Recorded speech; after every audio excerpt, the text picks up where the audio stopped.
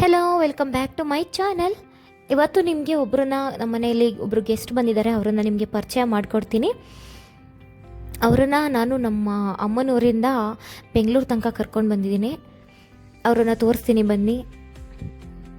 ಇವರೇ ನಮ್ಮನೆ ಮುಖ್ಯ ಗೆಸ್ಟು. ಇವರನ್ನು ನಮ್ಮ ಊರಿಂದ ಕರ್ಕೊಂಡು ಬಂದಿದ್ದೀನಿ ಬೆಂಗಳೂರು ತನಕ.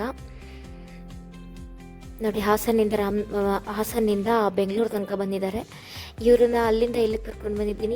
ಇವ್ರನ್ನ ನಾವು ಬ್ರಹ್ಮಕಮಲ ಗಿಡ ಅಂತ ಕರಿತೀವಿ ಇದನ್ನು, ಅಥವಾ ರಾತ್ರಿ ರಾಣಿ ಅಂತ ಕರಿತೀವಿ ಇವ್ರನ್ನ. ಇವರು ತುಂಬ ಮನೇಲಿರೋದ್ರಿಂದ ತುಂಬ ಪಾಸಿಟಿವ್ ಎನರ್ಜಿ ಇರುತ್ತಂತೆ, ಮತ್ತು ಸುಖ ಸಮೃದ್ಧಿ ಪ್ರಾಪ್ತಿ ಆಗುತ್ತೆ ಅಂತ ಹೇಳ್ತಾರೆ. ಯಾವುದೇ ಮನೇಲಿ ಯಾವುದೇ ಅಶಾಂತಿ ಇದ್ದರೆ ಅದೆಲ್ಲ ದೂರ ಆಗುತ್ತೆ ಇವರಿದ್ದರೆ ಅಂತ ಹೇಳಿದ್ರು. ಸೊ ಇವ್ರನ್ನ ನಾನು ಅಲ್ಲಿಂದ ಇಲ್ಲಿ ತನಕ ಕರ್ಕೊಂಡು ಬಂದಿದ್ದೀನಿ. ಇದನ್ನು ಪ್ಯಾಕೆಟ್ಗೆ ಹಾಕ್ಕೊಟ್ಟಿತ್ತು ನಮ್ಮಮ್ಮ. ಇದನ್ನು ಪ್ಯಾಕೆಟಲ್ಲೇ ಹಸುಂದು ಗೊಬ್ಬರ ಇರುತ್ತಲ್ಲ, ಆ ಹಸುನ ಗೊಬ್ಬರ ಎಲ್ಲ ಹಾಕಿ ಅದರೊಳಗಡೆ ಕೊಟ್ಟು ಕಳಿಸಿದ್ರು. ಈಗ ನಮ್ಮನೇಲಿ ಇದೊಂದು ಪಾಟ್ ಇತ್ತು. ಇದರೊಳಗಡೆ ಮೊದಲೇ ಆಡಿನ ಗೊಬ್ಬರ ಎಲ್ಲ ಹಾಕಿ ಇದರಲ್ಲಿ ಕೊಟ್ಟಿದ್ರು. ಅದು ಯಾಕೋ ಬೇರೆ ಗಿಡಗಳು ಯಾವುದೂ ಸರಿಯಾಗಿ ನಿಲ್ತಿರಲಿಲ್ಲ. ತುಂಬ ಆಡಿನ ಗೊಬ್ಬರ ತುಂಬ ಹೀಟ್ಗೆ ಮೋಸ್ಟ್ಲಿ ಅದೆಲ್ಲ ಒಣಗೋಗ್ತಾಯಿತ್ತು.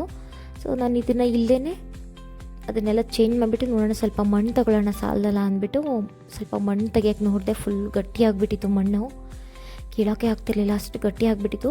ಕಲ್ಲು ತಗೊಂಡು ಕೆಚ್ಚಬೇಕು, ಅಷ್ಟು ಗಟ್ಟಿಯಾಗಿಬಿಟ್ಟಿತ್ತು. ಅದನ್ನು ಓಪನ್ ಮಾಡೋಕ್ಕಾಗಲಿಲ್ಲ. ಅದಕ್ಕೇ ನಾನು ಕವರ್ನೇ ಹರಿದ್ಬಿಟ್ಟು, ಕವರಲ್ಲಿರೋದೇ ಸಾಕು, ತುಂಬ ಚಿಕ್ಕದಿದೆ ಅಂದ್ಬಿಟ್ಟು ಅದಕ್ಕೆ ಹಾಕೋಣ ಅಂದ್ಬಿಟ್ಟು ಹರಿದು ಹಾಕ್ತಾಯಿದ್ದೀನಿ. ಇದರೊಳಗಡೆ ನಮ್ಮಮ್ಮ ಮೊದಲೇ ಹಸುಂದು ಸೆಗಣಿದು ಗೊಬ್ಬರ ಇರುತ್ತಲ್ಲ, ತಿಪ್ಪೆಲಿರುತ್ತಲ್ಲ, ಆ ಗೊಬ್ಬರನ ಹಾಕಿ ಕೊಟ್ಟಿದ್ರು ಮೇಲೆ. ಅದ್ರ ಸಹಿವಾಗಿ ಹಾಕ್ತಾಯಿಲ್ಲ ನಾನು.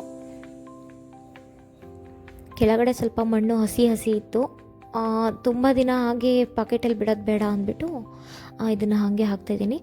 ಇದರಿಂದ ತುಂಬ ಒಳ್ಳೆಯದಾಗುತ್ತಂತೆ ಮನೆಯಲ್ಲಿ. ಈ ಹೂವು ಅರಳುವಾಗ ನೋಡಿಕೊಂಡು ಏನಾದರೂ ಬೇಡ್ಕೊಳ್ಳೋದ್ರಿಂದ ನಮ್ಮ ಕೋರಿಕೆಗಳೆಲ್ಲ ಈಡೇರುತ್ತೆ ಅಂತ ಹೇಳ್ತಾರೆ.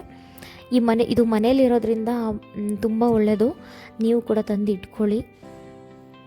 ಇದ್ರದ್ದು ಹೂವು ತುಂಬ ಚೆನ್ನಾಗಿರುತ್ತಂತೆ.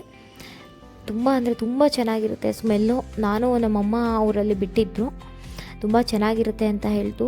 ನಾನು ಗೊಬ್ಬರ ಹಾಕಬೇಕಾದ್ರೆ ಒಂದು ಲೀವ್ಸ್ ಕಿತ್ತೋಯ್ತು, ಲೀಫು.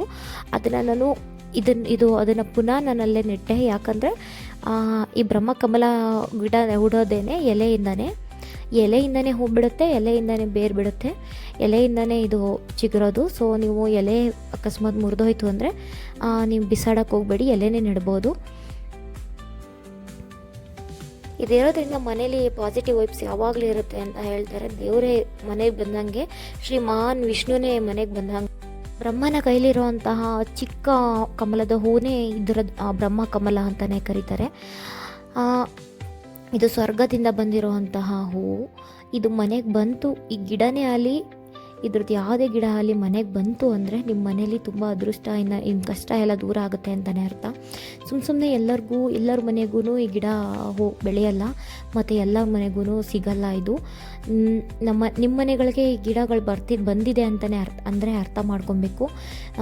ಸಾಕ್ಷಾತ್ ಶ್ರೀ ಮಹಾವಿಷ್ಣು ಲಕ್ಷ್ಮಿನೇ ಬಂದಿದ್ದಾರೆ ಅಂತಲೇ ಅರ್ಥ ಮಾಡ್ಕೊಬೇಕು. ನಮ್ಮಲ್ಲಿರುವಂಥ ಎಲ್ಲ ಕಷ್ಟಗಳು ದೂರ ಮಾಡೋದಕ್ಕೆ ಈ ಗಿಡದ ರೂಪದಲ್ಲಿ ಬಂದಿದೆ ಅಂತ ಅರ್ಥ ಮಾಡ್ಕೊಬೇಕು. ನಿಮಗೇನಾದರೂ ಈ ಗಿಡ ಸಿಕ್ಕಿದ್ರೆ ನೀವು ಕೂಡ ತಂದು ನೆಟ್ಕೊಳ್ಳಿ. ಮನೆಯಲ್ಲಿ ತುಂಬ ಪಾಸಿಟಿವ್ ಎನರ್ಜಿ ಇರುತ್ತೆ ಮನೆಯಲ್ಲಿ ಅಂತ ಹೇಳ್ಬೋದು. ನಾನು ಕೂಡ ಇದನ್ನು ತುಂಬ ಇಷ್ಟಪಟ್ಟು ತುಂಬ ದೂರದಿಂದ ತೊಗೊಂಡು ಬಂದು ನೆಟ್ಟಿದ್ದೀನಿ. ತುಂಬ ಚೆನ್ನಾಗಿದೆ ಗಿಡ. ನಮ್ಮ ಮನೆಗೆ ಬಂದಮೇಲೆ ಯಾವ ಥರ ಚಿಗುರುತ್ತೆ ಅಂತ ಗೊತ್ತಿಲ್ಲ. ಚೆನ್ನಾಗಿ ಚಿಗುರಿದ್ರೆ ಅಷ್ಟೇ ಸಂಪತ್ತು, ಅಷ್ಟೇ ಖುಷಿ, ಅಷ್ಟೇ ಮನೇಲಿ ನೆಮ್ಮದಿ ಇರುತ್ತೆ ಅಂತ ಹೇಳ್ತಾರೆ. ಇದು ಯಾವ ಥರ ಚಿಗುರುತ್ತೆ ಅದೇ ಥರ ನಮ್ಮ ಮನೇಲಿ ಸಮೃದ್ಧಿ, ಸುಖ, ಶಾಂತಿ, ನೆಮ್ಮದಿ ಇರುತ್ತೆ ಅಂತ ಹೇಳ್ತಾರೆ. ಸೊ ನಾನು ಕಾದು ನೋಡಬೇಕು ಇದು ಯಾವ ಥರ ಚಿಗುರುತ್ತೆ, ಯಾವ ಥರ ಬೆಳೆಯುತ್ತೆ ಅಂತ. ನಮ್ಮನೆಗೆ ತಂದು 3 ದಿನ ಆಯಿತು. 3 ದಿನದಿಂದ ಆ ಥರ ಬಾಡೋಗೋದು, ಇನ್ನೊಂದಾಗೋದು, ಒಣಗೋಗೋದು ಆ ಥರ ಏನಾಗಿಲ್ಲ.